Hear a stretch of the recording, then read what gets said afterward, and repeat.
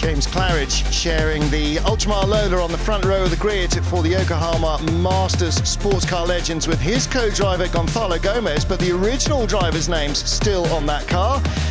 Guy Edwards, Chris Craft and one Ray Mallock. But that car will start on the outside of the front row, the gorgeous yellow Ferrari 512M of Gary Pearson, and Alex Brundle will lead the field away. And it is not the only 512M in the field either.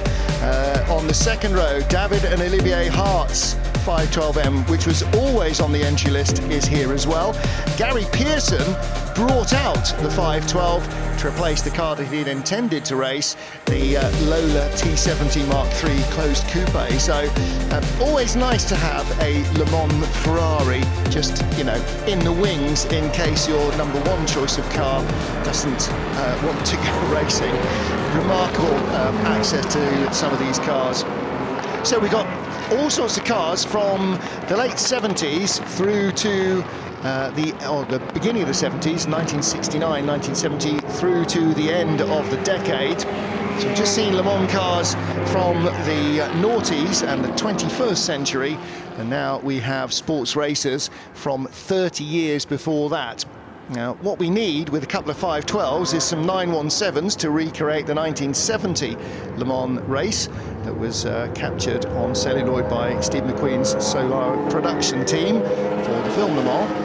But in the absence of those, we'll just have to make do with everybody else having a go at them, not least of which will be the blue and yellow Ultramar Lola on the outside of the front row of the grid. So it's Gary Pearson on pole position, the bright yellow Ferrari with the red stripes, and alongside him, James Claridge in the yellow and blue Lola. Row 2 of the grid, Diogo Ferrao and Martin Stretton in their Lola T292. That's the white and red car number 65 with the BIP livery, and David and Olivier Hart's Ferrari 512M. That is the all-red Ferrari car number 14. The first of the Lola T70s is car number 4, the white car of Ollie Bryant.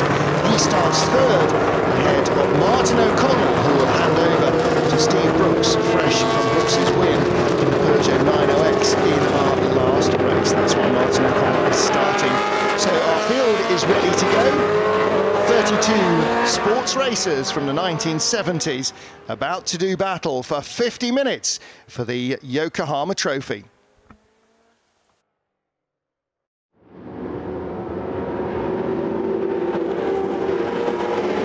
50 minutes of the Yokohama Trophy at the Silverstone Classic. We head into the evening sunshine, led away by Gary Pearson in the pole-sitting Ferrari 512M, and right away it's David Hart on the inside in the second Ferrari, looking to snap at his heels and squeeze by.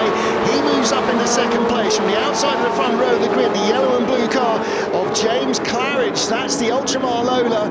He's in third position, and right behind him is the red and white car of Diogo Ferrao and Martin Stretton, and it is Ferrao who has started that car. Car number 4, the white Lola with the red and blue stripes. Ollie Bryant in 5th position, and everybody else on cold tyres struggling for grip as the Ferraris go wheel to wheel, and David Hart sides down the inside to take the lead from Gary Pearson. It is a Ferrari 1-2. Yes, a sight not often seen outside of perhaps the Le Mans Classic, where a lot of these cars come out, but great to see two 512Ms battling it out through the end of Luffield, now into Woodcote Corner, and it is the red car of David Hart that leads the yellow one of Gary Pearson, then in third place after a quick spin there for one of the Lola T70s. That's Stefan Jobstel in the Mark IIIB, the closed car, but back to the leaders, and it's still the red Ferrari that leads of the Harts from Pearson in the yellow one, and they're starting to open out a little gap, not surprisingly, on the third place car, which looks to be Diogo Ferrao now in the red and white Lola. Yeah, it looks like he's got ahead of James Claridge in his Ultramar Lola. So those two Lolas a couple of seasons apart, and the older of the two, actually. In fact, Claridge has dropped down to 6th position. Two Lola T70s gone by. Car number 4 with the red and blue stripes, that's Ollie Bryant. And the second of the T70s, I think that's Martin O'Connell. It is car number 59, the white car with the broad green stripe. They've both got ahead of the Ultramar Lola that started on the front row of the grid. to Club Corner for the first racing lap, and as they come around to complete their first lap, these two Lola T70s having a great battle. But at the front, David Hart starting to ease away now from Gary Pearson, and Diogo Ferrao in third place in the red and white Lola. Then it's the two Lola T70s having a fantastic battle. Both drivers, Ollie Bryant, Martin O'Connell, extremely experienced drivers, and they'll know their own racing styles of each other very well indeed. Martin trying to go a little bit tight and then perhaps cut back at Village, but Ollie Bryant keeps a tight line now into the loop. Behind this battle, two blue cars, behind the Ultramar Lola are the two pale blue cars. Car number 2 also got 96, covered over by a bit of gaffer tape on the side. That's Tim De Silva. He's just been dive bombed by Henry Fletcher, who goes by in the slightly darker light blue. If you follow me, car number 26, Chevron B26, gets by the Tay deck that Tim and Harinder De Silva raced this morning in one of our earlier races, and also goes by the Ultramar Lola of James Claridge. So that yellow and blue Lola not really living up to the pace that it showed in qualifying. I wonder whether James Claridge has got a little problem, or maybe he's still a little bit laid back after having talked to Ed Foster in the collecting area, and yet to get fully up to speed. David Hart leads by 1.6 seconds from Gary Pearson out front. There's the 26 car of Henry Fletcher. He's now moved up into 7th place from 8th on the grid, ahead of Tim De Silva. So Tim De Silva finished the last race, may or may not have visited the podium on the way to start this one, because he's driving on his own, it seems, in the Tay deck in this race. Although he and his dad shared it earlier on in this morning's sports car encounter. The cars streaming out down the Hanger Straight. Third place battle is all T70. Ollie Bryant with the red and blue ahead of Martin O'Connell with the broad green stripe in his white Lola T70. Those Mark 3Bs with big block engines behind them. Plenty of power in the T70s. And the white car with the green stripe entered in period by Sid Taylor, and into out of Club Corner they come, and a little bit of a wide moment, and in fact a bit of a wiggle there from David Hart. I don't know whether you can have a bit of a wiggle in a Ferrari 512M, but he had one, but he controlled it. But did he lose any time? Is Gary Pearson a little bit closer? Not really. He seems to have collected all that up as they go into the tight left at the loop, with Lavazza on the side, and that's a very familiar name in the UK, a coffee brand. And look at Diogo Ferrao. He's come up behind the two Lolas in his later Lola. The two Lola T70s ahead, battling hard, but Diogo Ferrao closing up, and also the 26 Chevron of Henry Fletcher as well. And you see the way that the Lola T70s just disappeared up the straight. That's the difference between a 5-litre Chevy and the 2-litre car of Diogo Ferrao and Henry Fletcher behind. So those 5-litre cars, the moment they turn on the taps, woof, off they go. The problem is they get to the corners with a lot more speed and more weight up, and then they need to slow down. Now this Alfa had problems in qualifying, stopped at the side of the track, and it looks like Lucas Haluza is in trouble again in the race. Looked like he was struggling to find gears in that car. So that car was inside the top 20, but no longer, I'm afraid. Meanwhile, back with this Lola T70 battle, absolutely classic battle between two exceptionally good drivers, and through Beckett's they go, sweeping through the left-hander. Now this should be where they can really, as Martin puts it, open the taps up, and they should pull away from Diogo Ferrao, but the Ferrao car very quick down the Hanger Straight. Now it gets into the area where perhaps Ferrao will close up again, because they've got Stowe Corner, then the much tighter Club Corner to come, and the Lola of Diogo Ferrao closing up, and of course he's going to be handing over to our own Martin Stretton, who is an equally quick driver. So a very strong pairing in the red and white Lola. Now, David Hart has just set the fastest race lap, 2 minutes 6.26, but a 2 minutes 6.90 for Gary Pearson means he's barely opened up the gap at all, and it's still not out to 2 seconds. So Pearson getting himself up to speed. None of these cars come out with tyre warmers, so you do have to try and use the warm-up lap and maybe the opening lap or two of the race to really bring in those tyre temperatures and really get on top of the car with the brakes. Ollie Bryant and O'Connell right behind in the two Lola T70s. They're now all over the back of Gary Pearson, and Ollie Bryant may be looking to try and make a move through. Diego Ferral behind in the red and white 2-litre Lola. And Ollie Bryant suddenly now comes under pressure himself. He goes from attack to defence, and he does not defend successfully as Martin O'Connell dives up the inside, and through he goes. Now he is up to third, and he is on the tail of Gary Pearson's yellow Ferrari 512M. And the gap still under 2 seconds to David Hart in front. Hart's car looking like it's moving a lot more under him than Gary Pearson's. It just may be that he's being a little bit more aggressive with the inputs to try and build a margin, but he's not being successful. And coming up into the Beckett's sweepers now as they turn into the right and the left, and look at Martin O'Connell, you can see on our live stream working away at the wheel. Just teasing the car through each section of Beckett's. Now he'll try and get a good run onto the hangar straight, and I think given normal conditions you'd expect the Ferrari to pull away here with the much later aerodynamics, but that might be slowing it down a little. And look at Martin O'Connell dive bombing down the inside of Gary Pearson, and complete trust between those two drivers. Gary not going to chop Martin off, but he did take the line and holds on to his place. Now Martin trying again, perhaps having a little squeak up the inside into club corner, no room there, but I think we'll see him have another go, perhaps not at Abbey and Farm, which is a very fast right and left, but on the brakes for Village we might see Martin O'Connell looking for a way up the inside of the yellow Ferrari.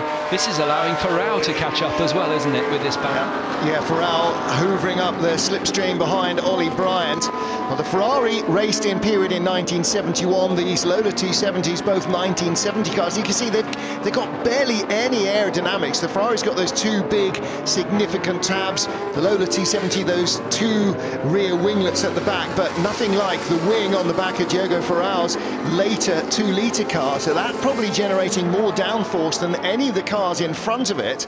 And that's the same for Henry Fletcher and, to a degree, Tim De Silva as well. But this time O'Connell sent it down to the inside. Gary Pearson blinded in the sun. You could see him looking in the mirror, but on the wrong side.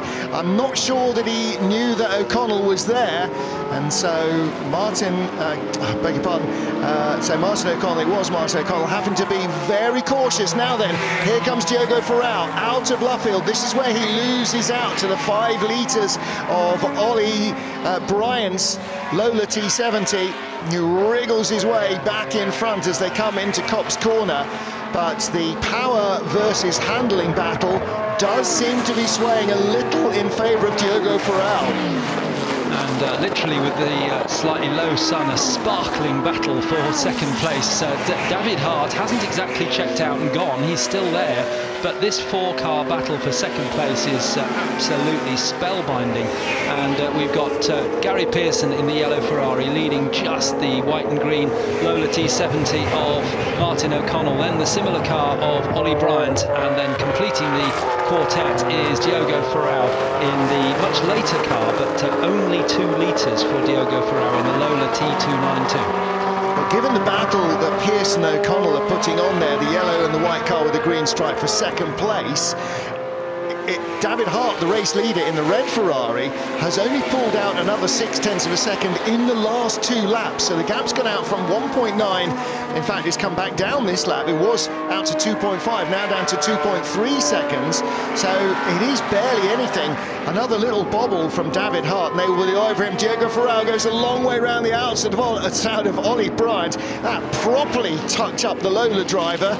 And Diego Ferral in car number 65 now up to 4th place, and very close to the back of the white and green Lola as well of Martin O'Connell. He got in very, very deep there, and you can see the different cornering speeds. And again, now here comes Ollie Bryant, turns on all of that 5-litre volume and just goes steaming straight by. But again, Ferral can just sit on the outside. His little Lola, oh, the leader spun off. David Hart there at the side of the track. The leader has spun off, and it is now Gary Pearson in the yellow 512 that is our race leader. Martin O'Connell in second, Diego Ferral and Ollie Bryant in third, side by side as they come underneath the commentary box past the old pit lane. Well, David Hart's car looked more of a handful, more twitchy right from the start of the race than Gary Pearson's yellow version. And maybe it is, maybe that's just what caught him out. And Gary Pearson has been racing for so long, and brother John as well. They know everything there is to know about tyres and racing, and I wonder whether Gary was just keeping his tyres in the operating window, and maybe David just pushed his a little bit too much, and they let go as he came down into Brooklands. They're now on the hanger straight again. You can see, if you're watching the live stream, Gary Pearson checking his mirrors constantly for the gnat, if you like, that's behind him, buzzing right and left at Martin O'Connell in the Lola T70. Then it's Ollie Bryant in the similar car with the broad red and blue stripes. Martin O'Connell trying for the inside again at Club Corner, and but Gary Pearson knew exactly where he was, and Diogo Ferrao at the back there snapping at the heels. Once again, Martin O'Connell using all the road and more in that Lola T70. Such is the pace that he's trying to keep up. Yeah, Diogo Ferrao, his car just 2 years younger than the Ferrari, but look at what a different look that 2-litre car has. Okay, the Ferrari built for Le Mans, the Lola's built for high-speed racing, particularly in the States on, circuits like Daytona and at Le Mans. But the 2-litre car built for short-circuit racing, built for hill climbs, built for downforce, and through goes Martin O'Connell. I don't think Gary Pearson was expecting it there, and Martin O'Connell takes the lead, and here comes Ollie Bryant as well. Bryant driving on his own, will have to stop for just as long as everybody else, but he sends it up the inside for second place. Oh, the Ferrari's still there. Gary Pearson is not giving this one up without a fight, is he?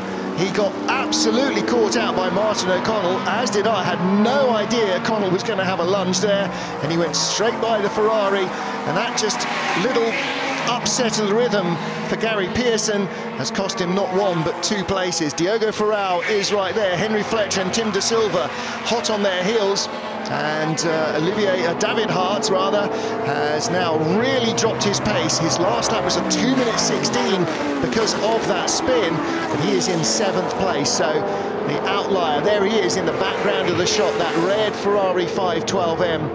So what will that car do when he hands over to his son Olivier, who may be young and not as experienced as some of these drivers in terms of historic racing, but oh boy, is he a quick peddler.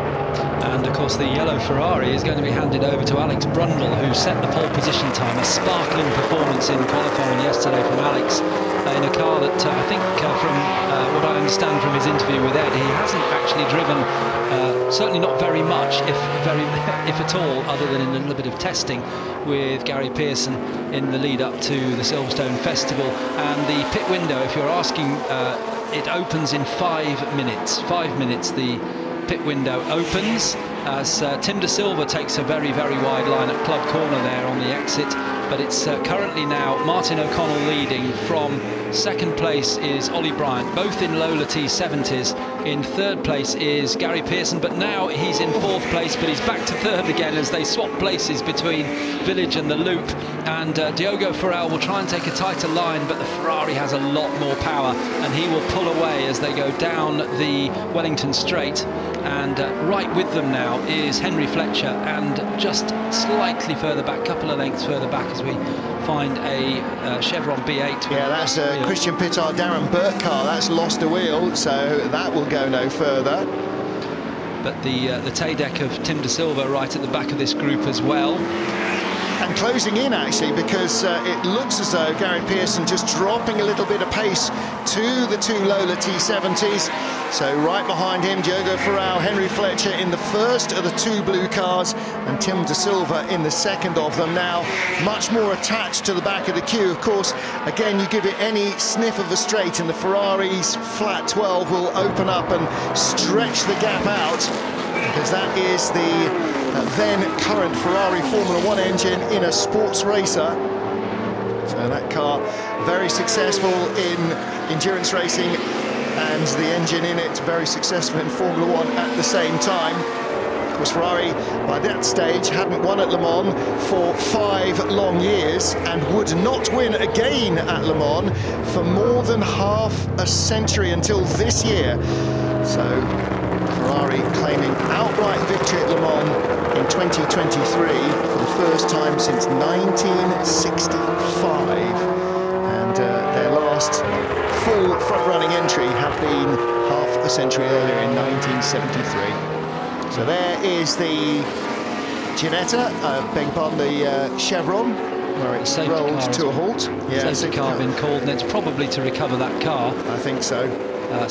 If it is just that Chevron, then it lost a wheel, so it will require a suspended tow, but hopefully won't take too long. But we're going to have the that means the pit window will open yeah, with the safety car out. Now the safety car has come out before the leader gets to it this time. Last time the safety car was scrambled, completely missed the leader and picked up the second place car. There are a couple of cars in between, but there is your race leader, the white car with the blue stripe, number 59, Lola T70, and with the big broad green 4 on the door is the car that's in second place with the red and blue stripes. The yellow Ferrari of Garrick Pearson is third, Diogo Ferrao fourth in the red and white Lola, Henry Fletcher in fifth place in his blue Chevron, and in the blue Tadek is Tim de Silva in sixth position. Of course, this brings David Hart's Ferrari back into the equation. There he is. The red car is now right up behind de Silva after his spin some 7 or 8 minutes ago. And the Ultramar Lola that started on the front row of the grid, on the outside of the front row, that's James Claridge and Gonzalo Gomez driven car, again joins the back of the queue. So the leaders had only lapped a couple of cars. Everything's been remarkably resilient in this, and so that means that almost everybody will be behind the safety car queue. A minute and a quarter until the pit window opens, and so that will happen behind the safety car. There's the pale blue helmet of David Hart in that red Ferrari. I think that means undoubtedly everybody will come in at the earliest opportunity, as whether you wanted to go on a bit further or not. The fastest way to do your pit stop is under a safety car in terms of the time lost on track. The pit window opens in 46 seconds and remains open for just 10 minutes. So again, not a very long pit window, and every car the same. There's no additional penalties for elite drivers in this one. It's just a 60-second stop for every car, 60 seconds stationary.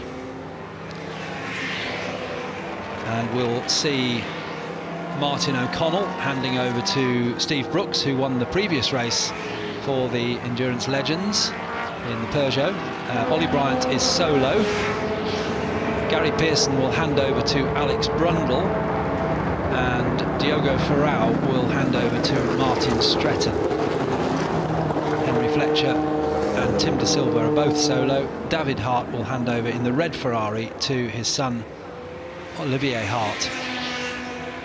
That's the top few cars, and James Claridge will hand over, as Martin's just mentioned, to Gonzalo Gomez, the Portuguese driver. Diogo Ferrao, also a Portuguese driver. Martin Stretton, very much of the Shropshire area, as unfortunately the retired car, the B8, and the pit window is now open. Yeah, so expect the safety car to be on his own, circulating in a moment or two. Anybody who stays out now has not really followed much motor racing. I don't see this any mileage. I mean, the safety car may be out for another 2 or 3 laps, but there are no barrier repairs, and the truck is with the Chevron, and you don't know that because you haven't got there yet. Now, there was a pit caller earlier. We saw the exit of Xavier Michel's burgundy Chevron B19, car number 19. Now, that came in too early, and so he's going to have to stop again. But yeah, this will be a full field pit stop. Look who's following the safety car. Not a single sausage. So it actually, probably for everybody, could not have come at a better time. And actually for us as fans, it means that the entire field will be packed together when they head out on track. Are there differing lengths of pit stop for differing? Okay, no. So everybody has to spend the same time stationary. Now all you've got to do is sponsor which of the 50 sets of waving arms is your set of waving arms. The problem will be for teams that are running multiple cars, yeah. and they will. There goes. Oh, Martin O'Connell just tripping out of the Lola there, but no harm done. I fell out the door. No, he's a Brummie. I know, I was channeling Dudley Moore in 10 there. But, yeah. Steve Brooks jumps in, but yeah, there might be a small issue for some of the teams who are running multiple cars, but they will have planned for this because it's not unheard of to have a safety car pit stop window. Yeah, Gary Pearson will shut the door. Hopefully Alex Brundle will have his fingers out of the way. He'll be doing up the belts. There's David Hart in a pale blue helmet. He is out of the car. Young son Olivier being strapped in. Now that is a busy pit lane, isn't it? Lots and lots of driver changes. And this is the moment where, if you are driving solo, you're feeling pretty cocky about that because you don't have the hassle and you don't have the stress of maybe not getting your belts done. This is not like one of those VSCC things when you need to jump out your Bentley and run round it and jump back in again because you're driving on your own. If you're driving on your own, you just sit there and wait for them to wave you away. Now, it was 59.4, 23.65, 26.2, 14.117. It may not be that. There's the 117. There's the Ultramar Lola. Gets into the queue behind. Not sure whose T70 that was. That's the maroon T70. Well, now here's our pit stop winner, if you like, Ollie Bryant. Without any stress or fuss, he is back out and running around to catch up the safety car. That's a family-run team as well, Ollie and his dad Graham, with helpers of course, but very much a family team. Right, so the Lola in second place, it would seem, but Henry Fletcher looks like he's picked up a spot in the pit lane. So Ollie Bryant comes past underneath us first. There is the safety car. Did that Chevron not pit? Did he not get the email? Really? Anyway, that little Chevron B8 cannot be our race leader. Just simply cannot be our race leader. That's Julian Thomas and Callum Lockie's car. Did they pit early? Let's have a look on our timing screen. 192 is their number. So they have pitted, so that's why they didn't go in under the safety car. They went in the lap before. And of course, Martin, did they really? Those that were at the back of the running order may have got to the pit entry before, when the pit had opened, yeah. The leaders had already... In the tail of the safety car queue. Well, that might be a stroke of genius. I'm not sure that Chevron B8 is necessarily going to hold off all the big banger sports cars behind it, or even the 2-litre cars, although it is in itself a 2-litre class car. I have seen Martin O'Connell win a race at Spa in a Chevron B8 against Lola T70s. So given the right driver and the right conditions, because it was wet, it is a race winner, even against the big five. Yeah, no, that I don't doubt, because it's a sweet little thing, and particularly when you reduce the traction for the big engine cars, suddenly their power advantage goes away. Has got Simon Hadfield at the wheel of the number 81, the orange Lola T70 that has jumped up the order. That's at the back of that little queue. And then the Di Tommaso Pantera, that's that big, not wildly over-attractive yellow thing with the roof on. A Di Tommaso Pantera is a fairly attractive road car. This racing kit, 3 out of 10 see me later, car number 144, so that's James Hansen started it, Paul Pocule has taken it on. So that car, possibly I would say a little bit out of its normal range. Qualified 19th, seems to be running in the top 10. I fear it may not be long for that position. The Ultramar Lola further back as well. So some cars will have had a relatively clean entry and egress from the pit lane or from stationary. Some may have been held up by others, either trying to park at a slant, maybe coming around the nose of somebody, or depart while somebody was stuck in front of them. However, the net gain is Julian Thomas and Callum Lockie. Now, who started that car? It's a long way down the grid. It was Julian who started. That's habitually the way they do it. And Callum Lockie then leads. Now, I don't like to talk out of school, but if you give Callum Lockie a lead, he will hang on to it like a Doberman with a bone. You will have never seen a B8 as wide as the B8 that Callum Lockie is driving for the remainder of this race. But I think, to be honest, 23 minutes with T70s behind, driven by some of the people that are in them. He'd hold on. It's a tough job. He'd hold on in front of me in a T70 without any question at all. Ollie Bryant and Steve Brooks, okay, that is a slightly different prospect as well. And it's not just them either. It's Henry Fletcher, it's Tim De Silva, it's Alex Brundle, his first time racing that Ferrari, and behind him Martin Stretton in the red and white car. And that's before we get into Olivier Hart in the Ferrari, car number 14. It'll be really interesting to see what he makes of that. And of course, then you've got the Ultramar Lola a little further back and a whole host of others, and they're all running nose to tail.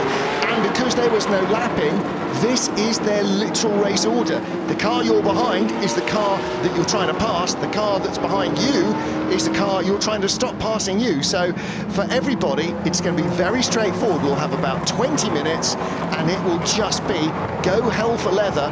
Try and pass as many things in front of you as you possibly can. And Simon Hadfield in the orange Lola T70 with the double black stripe through it, the Chris Baton colours that he races on all of his cars. And he's just behind Olivier Hart in the Ferrari 512 there. The number 81 car is Simon Hadfield. And then we get a mixture of other cars. One worth mentioning is Gonzalo Gomez in the pole position. So, no, this wasn't pole in this one, it was front row, not pole, but front row. With Gonzalo in that. So very, very interesting to see how this shakes out, and let's hope we see the safety car lights go out at the end of the Hangar Straight, because we want to get back racing again, please. We have still got one car in the pit. James Haddon is in and has not yet left. Lights out on the safety car a little early in the lap actually, so as they come out of the Chapel Curve onto the Hangar Straight, lights are off, safety car heads for the pit lane. And that means that Callum Lockie in the little 2-litre Chevron B8 is the leader of the race from Ollie Bryant in the 5-litre Lola T70. In third place is Steve Brooks in the 5-litre Lola T70. Behind him, two more 2-litre sports cars, then the two Ferrari 512Ms. Callum Lockie runs out very, very wide indeed. Safety car is in, we go back to green flag racing. The little 2-litre Chevron B8 of Callum Lockie tried to get a real run away, but in the end, horsepower counts here. Ain't no substitute for cubes. And the 5-litre V8 of the Lola T70s were fully wound up as Ollie Bryant moves by into the lead. Steve Brooks in second, and Lockie now trying to defend third place against the Ferrari, driven for the first time by Alex Brundle, the yellow car on the inside of 192, the little Chevron B8. They're 3 wide behind. They're basically queuing up to give Callum Lockie a right kicking. Through goes the Tadek. Tim De Silva's picked up a couple of places from the restart. Through comes Olivier Hart in number 14, the red Ferrari 512. He disposes of the 2-litre Chevron and Lola behind, goes inside the Tadek, doesn't make it under braking, but his intent is clear. Olivier Hart, whose dad led the race early on in that Ferrari and then spun it away. Olivier wants to right that wrong, and he is determined to try and catch the leader, but Ollie Bryant is checking out as Steve Brooks is under pressure from the yellow Ferrari of Alex Brundle. And I think Brundle's going to go through on braking for Copse Corner. He got up the inside, he got a good run out of Woodcote Corner, but the 59 Lola is not giving up, but I think that's Alex Brundle up into second place. No, they're still side by side as they go through Maggots and into Beckett's, but finally Alex gets the move done as they move into Beckett's, so Steve Brooks down to third, but the other Ferrari of Olivier Hart now coming up to look at the back of Steve Brooks' Lola. First racing lap for Alex Brundle in that 512M, found out as he got to Copse Corner, doesn't have the grip of the LMP2 cars that he raced in the World Endurance Championship last year. Checks the mirrors, he's checking out, but here comes Olivier Hart. Hart's gone by Brooks for third place, so Ollie Bryant leads for the Lola T70 crew, and then Ferrari's in second, the yellow car, and third, the red car. Steve Brooks fourth, then Tim De Silva ahead of Henry Fletcher, And Martin Stretton up the inside of Fletcher. He moves up a spot. He's into the top 6 now. Mighty Mouse in the double green helmet in that red and white 2-litre car, now chasing down the car in front of him, and that is Tim De Silva in the tail. Got a big moment there, taking the curb on the inside. That is not a great look. Steve Brooks taking just a little too much curb into the first turn. Stretton snaffles another position, and it looks as though the Henry Fletcher car trying to go outside inside as well. May not get there, and Stretton has to cut off the nose of the T70 that has a quick squirt of Chevy power up the inside, but doesn't manage to close that margin. So Ollie Bryant leads, yellow and red Ferrari second and third. The Tadek, the 2-litre sports car of Tim De Silva fourth, ahead of Martin Stretton, and Steve Brooks coming back down the inside. Half an hour ago he was racing a diesel turbo Peugeot 90X with enormous downforce, and now he's in a 1970 Lola T70, squirming his way around the tight infield section here as Martin Stretton comes back at him. And a great move there from Martin Stretton, gets up the inside, but the power of the Chevrolet engine in the Lola pulls Steve Brooks ahead again, so Martin Stretton regroups, doesn't go for the move at Copse Corner, both of them running slightly wide. Even wider goes the, I think that was Henry Fletcher behind, so into Maggots and then into Beckett's now. So will Martin Stretton have another go here? No, he's not close enough, and the Henry Fletcher car is snapping at the heels of Martin Stretton, and I don't think Stretton and Fletcher have got much of a hope of getting past Brooks on the Hanger Straight, but into Stowe Corner perhaps, or certainly down into Club and then up to the next section of the track, they will be slightly quicker. So fourth place Tim De Silva pull off a tear off and chuck it out of the car there on the straight, so clearly that visor has been picking up oil off something. These cars not the most oil tight of racers in period, and probably aren't much better now. Ollie Bryant leading by not even a car length now from Alex Brundle. Brundle with the bit between his teeth. Has he ever raced a Ferrari to victory before? This may well be the first time ever. He hasn't raced this car before. I'm not sure I've ever seen him in any Ferrari that I can think of. So Alex Brundle all over the back of Ollie Bryant, and this is our race lead. Olivier Hart in third place in the red 512M, car number 14, and Tim De Silva, the first of the 2-litre cars, in fourth place in the family's Tadek. It's the second time that car's been raced today, and he is leading and starting to pull away now in the group that is chasing our top 3. Martin Stretton through ahead of Steve Brooks again into fifth place in the red and white car, and Steve Brooks back down to sixth in that white Lola T70 with the green stripe. But it is all about Ollie Bryant, Alex Brundle and Olivier Hart, and Hart is closing. The Brundle-Pearson car, 2 minutes 4.288 on the last lap. Brundle, the fastest man, the fastest lap in the race, and now he goes through on the inside of Ollie Bryant. Alex Brundle takes the lead into Copse Corner. In the sunlight, the yellow paint on the Ferrari gleams for the first time in front of the Lola T70. And Ollie Bryant is now going to have to try and find a way by the Ferrari. He's more familiar with his mount. Brundle in the Ferrari for the first time probably doesn't know what it can't do, and is therefore going to wring its neck as they come out onto the Hanger Straight. He is the race leader, and Olivier Hart is closing in as well. Hart also lapping on that lap, a second quicker than Ollie Bryant, and that was Bryant's fastest lap of the race, as well as the fastest lap for the 2 Ferraris.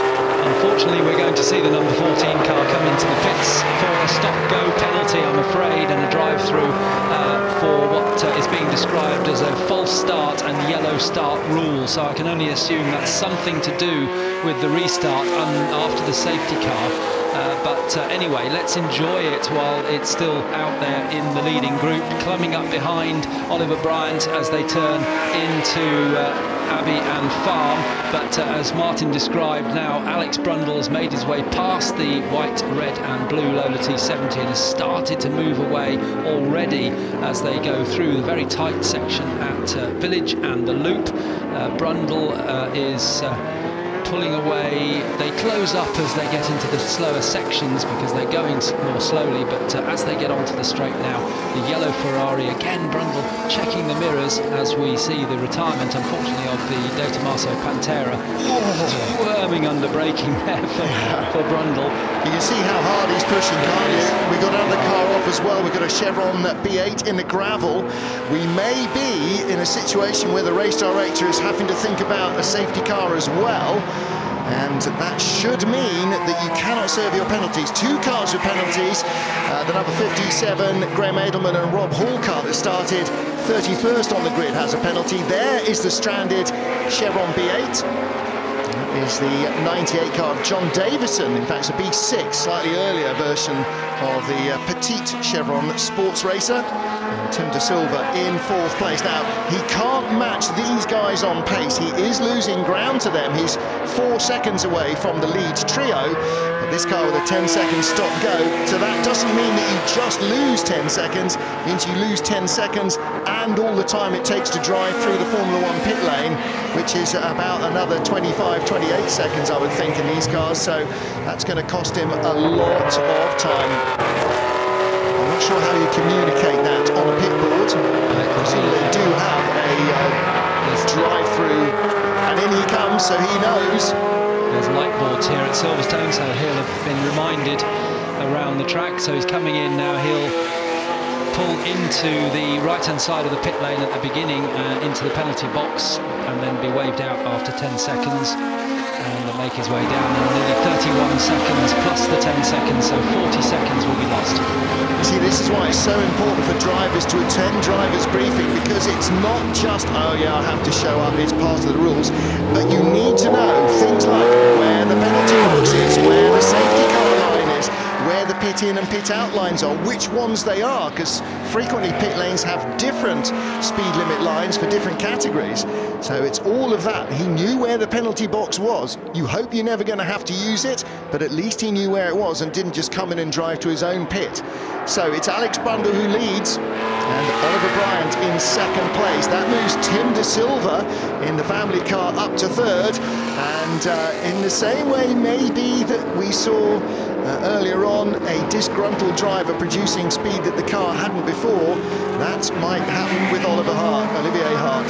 So Tim De Silva now with Martin Stretton, the red and white number 65 Chevron, closing in behind it. Lola closing in behind him. So the pale blue Tay-deck and the number 65 Chevron hoving in behind.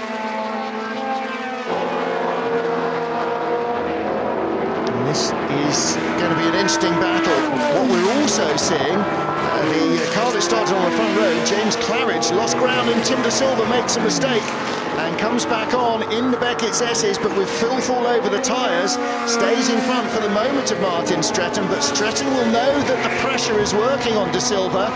So De Silva still 3rd, Stretton 4th, and the Ultramar Lola that started 2nd and pitted from about 10th place with Gonzalo Gomez at the wheel is now closing in on this battle for 3rd. And that car has got power and downforce, and that might be a real problem for De Silva and for Stretton with 10 minutes of the race remaining. The question in my head is, will De Silva have to give that place up? Depends what regulations say precisely about gaining an advantage effectively by running off the track.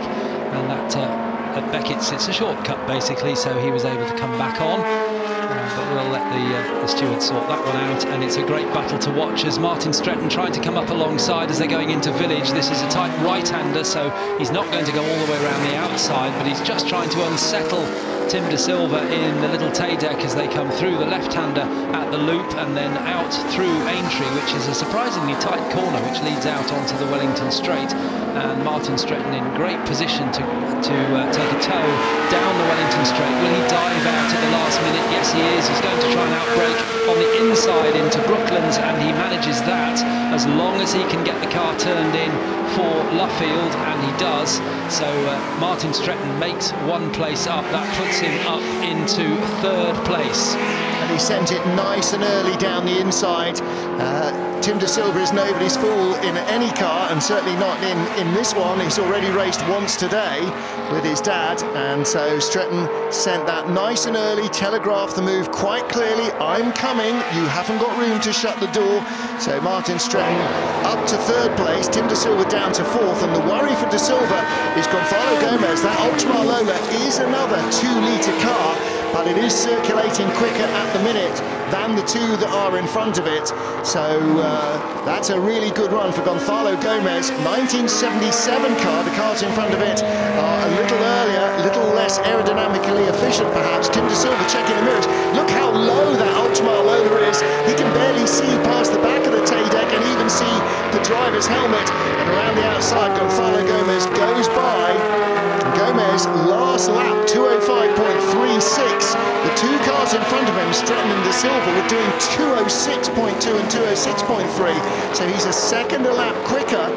No wonder James Claridge was quite sanguine about just doing his bit and then handing the car over to Gomez. And Gomez's target now is the red and white car of Martin Stretton just ahead. Now, question is, was Stretton's time compromised the last couple of laps? Because, as you say, the Gomez car was quicker, but of course Stretton was trying to get by the tail deck of Tim De Silva. So we'll see now as they go through Village and into the loop whether Martin Stretton can stay ahead as we take the long shot on our live stream along up Wellington Straight with Alex Brundle leading in the yellow Ferrari. And Ollie Bryant's not that far behind, is he? His last lap time was 0.6 of a second quicker than Alex Brundle. Yeah, another bit of interest in this race. Gap is under 2 seconds. Brundle to Bryant out front. Stretton there in third place. The red and white number 65 car turning right into Luffield. And right behind the Ultramar Lola 117, Gonzalo Gomez with Tim De Silva's pale blue car in fifth and Henry Fletcher's pale blue car dropping away in sixth, dropping a long way away in sixth. By the way, what happened to the man who led behind the safety car, Callum Lockie, car number 192? That car is now down in 18th position. So the Chevron has not been able to stay in front, as we sort of expected might be the case, giving away an awful lot to an awful lot of cars that they had managed to very cleverly out pit stop strategise. And Gomez through past Stretton, so third place at the moment, but Martin Stretton isn't giving up. He's looking for a good tow down the Hanger Straight. He's right in behind, underneath that very, very sleek Ultramar car in front, and down into Stoke-Horn. He goes for the inside. Is Martin Stretton going to go through? No, I think Gomez is just going to stay ahead, but Stretton will have another go as they run down through the Vale into Club Corner. I think Gomez might have the line there. Yes, he does. So he's able to stay in third place ahead of Martin Stretton as they start another lap with just under 6 minutes remaining in this race. So the car that started on pole leads, the car that started second is in third, and Ollie Bryant in the car that started fifth is in second place. Doesn't really tell you the story of how this race has yo-yoed up and down for some of these cars. Martin Stretton in fourth place, and that car started a little further back than that. Where were they on the grid? Third. Oh, they were third on the grid, right, so yeah, just a little further forward than that. Tim De Silva, Henry Fletcher, and then Steve Brooks, the Lola T70 that was right at the front of the field just before the pit stops, has not been able to keep up that speed. The white car with the green stripes down in seventh place, with the Bateman and Hadfield orange car with the black stripes. So Martin Stretton chasing Gonzalo Gomez. Two cars with Portuguese drivers in them. Diogo Ferral drove the 65 at the start. Gonzalo Gomez driving 117 to the finish and into the final 5 minutes of the race. And there still is our podium battle. And again, one tiny error by Gonzalo Gomez, and you sense that Martin Stretton will be straight by him. There is 4 years of aero development between those two cars. The Lola, much the more recent of the two, and probably benefiting from that as well, I should think, around the high speed of Silverstone. And interesting to note that running in 10th place now after their stop-go penalty, Olivier Hart is 41.4 seconds behind the leader, and his pit stop penalty would have cost him 41 seconds. So he would have been right in this lead battle fight had he not had that penalty. Well, he is currently lapping half a second quicker than anybody pretty much in the field, so yeah, he's giving chase. Well, there you can see Henry Fletcher ahead of Steve Brooks, car number 59, the white car with the green stripe. Not too far behind him is the Bateman and Hadfield car number 81. Chris Baton started at Simon Hadfield doing the anchor leg of that orange orange car with the black stripes, and not really making an awful lot of impression on the Fletcher-Brooks battle at the moment. Steve Brooks, fresh from winning the last race in the Peugeot 90X. And this is a very different kind of closed cockpit sports car. Very different kind of drive. The 1970s Lola T70, all about raw power and very little handling. And the Peugeot 90X, the diesel torque certainly I think would have matched anything that a Lola T70 Chevrolet could produce, but the grip levels would have been consistently a lot higher than the T70 is generating. So you can see Steve Brooks behind, just drifting out to the corner, and behind him as well Simon Hadfield doing likewise in the orange and black 81 car. The much more planted little 2-litre car of Henry Fletcher, his 1974 Chevron. In fact, not even 2 litres, he's only got 1800 cc's to play with, so giving away over 3 litres. He's basically giving away a straight-six Jaguar engine 3.2 to the Chevron, to the Lola behind. Lovely shot there on our live stream as they come into Copse Corner, as the cars turn sharp right, and Steve Brooks running very wide out of Copse and up through Maggots now, making another effort to find a way past the more fleet number 26 of Henry Fletcher, but doesn't manage it through the Beckett's sweepers. But if he can get a good run through Chapel, there's a chance that the power in the back of the Lola will pull him up onto the big rear wing of Henry Fletcher's car as they come down into Stowe Corner. We've got 1 3/4 minutes remaining, so getting into the closing stages of the race now. So Henry Fletcher just cracking his visor open a fraction, maybe he's getting a little warm in the low sunshine. He's got that mirrored visor on, so he shouldn't be getting too much glare. He definitely didn't pull off a tear off. His left hand came up to the visor in between gear shifts, and they're coming up behind the 88 car, and that's the McLaren M1B of Richard McAlpine. It's a very early Can-Am style car, 1966. What a difference 4 years made. Look at the car going by him. Henry Fletcher's car, in fact 8 years, 1974, that Chevron coming from, and the 1970 Lola with a little bit more than the McLaren M1. Of course, the open Lolas took over in Can-Am before McLaren developed their cars further and came back with Denny Hulme and Bruce McLaren to dominate proceedings. Onto the final lap now. Alex Brundle in the Ferrari goes by another one of the Can-Am cars. That's Andrew Haddon's McLaren M1A, and Ollie Bryant does likewise. The gap between them nearly 3 seconds now, so Brundle just needs to manage the traffic. He got by that tail ender just in time as he came through Beckett's, in through Maggots and into the Beckett's S's. And his management of the traffic has been really very good indeed, has Alex, and that comes from his racing in modern sports car racing. Yeah, that's your modern Le Mans driver coming out there. It's all about traffic management. And now, for the first time in a Ferrari 512M, Alex Brundle heading down into the Vale for the last time in this final race on Saturday at Silverstone. The Yokohama trophy goes to car number 23, started by Gary Pearson, finished by Alex Brundle. A flamboyant slide across the line, victory for the Ferrari. Ollie Bryant in the family Lola in second place, and Gonzalo Gomez brings the Ultramar Lola across the line in third, ahead of Martin Stretton in the number 65 Chevron. Fifth place goes to Tim De Silva, and Henry Fletcher will be in sixth position. So a very strong debut for Ferrari. Actually strictly for Ferrari, obviously for Alex Brundle. I'm sure he enjoyed that enormously. Olivier Hart scything his way through traffic. They will finish in the top 10. A car that had the potential to win this race, just ahead of the number 1 Lola of Yerbstel and Willis.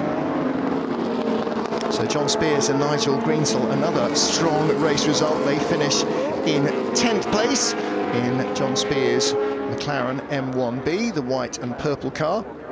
But there is Alex Brundle, your race winner, and that brings the track action for this evening to a conclusion.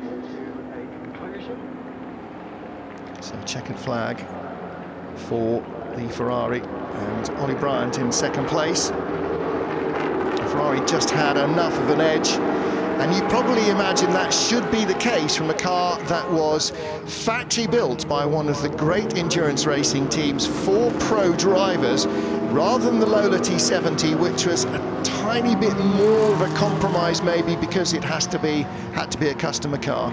But there's the car, the Ultramar Lola, that started on the outside, the front row of the grid. James Claridge, then Gonzalo Gomez bringing it home into third place. And hopefully those fans, along with many others, have had a thoroughly enjoyable day at the Silverstone Festival today. One more day of action tomorrow, and we should see an awful lot of entertaining racing as well. We start nice and early, 9 AM, and we will go again right to the end of the day, around 6 PM. So lots and lots of racing still to go.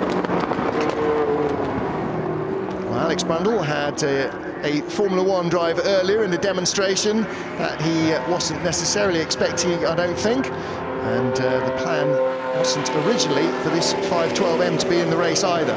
Gary Pearson bringing the Scuderia Montjuic car out. This car, the Ferrari 512M, the cars that starred at Le Mans in 1970, ultimately didn't do quite enough to claim overall victory for Ferrari. Still a fabulous looking car. I'm sure I can quite imagine what having that 12-cylinder engine wailing away behind you and full chat down the Hanger Straight really feels like. Certainly part of the sensation of these cars. It's not just their speed and handling, but the oral symphony as well. The V8 in the Lola, the flat 12 in the Ferrari, the 2-litre and 1800 engines of the smaller sports cars howling away behind as well. So Gary Pearson and Alex Brundle win the final race of the day, and yeah, 2 Ferrari 512Ms on the grid for the Yokohama Trophy. That's always something to enjoy in anticipation, and they didn't disappoint.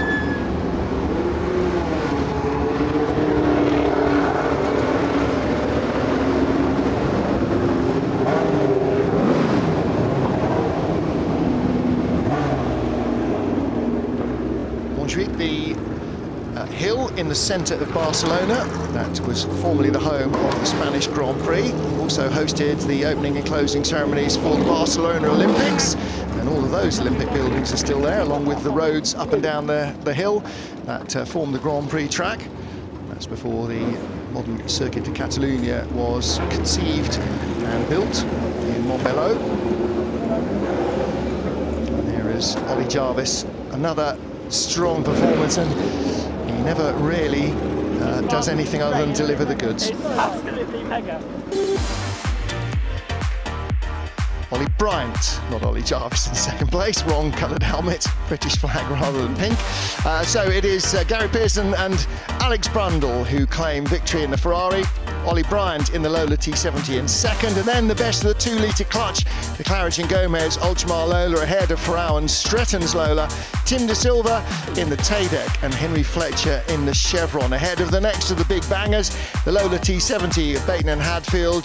David and Olivier Hart's Ferrari recovering from its stop and go to 8th place ahead of the Lola T70s of Yerbstel and Willis, and O'Connell and Brooks. Steve Brooks slipping down the order in the second part of the race. Spears and Greensall in the M1B McLaren, another good result for them ahead of the Lolas of Gary First and Jason Wright, and plenty more entertaining sports car action. Don't see many Lenhams in action, good to see that out here, and the Cooper Monaco King Cobra, that will have been an entertaining device. And in the end, Gillian Tollis and Callum Lockie ending up down at the tail of the top 20, having been in the lead of the race when the safety car was released part way through.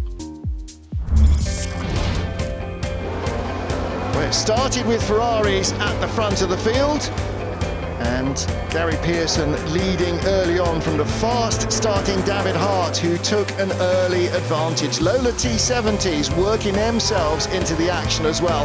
A spin for David Hart, blowing his early lead, and that left Gary Pearson back out front, being chased by a couple of Lola T70s and the 2-litre sports racers. Safety car coming out midway through the race, just as the pit stop window opened. Callum Lockie's little Chevron B8 was the leader as they were released from behind the safety car, but in the end, fuel and power told. The big banger sports cars moved through. A mistake from Steve Brooks dropped him down the order.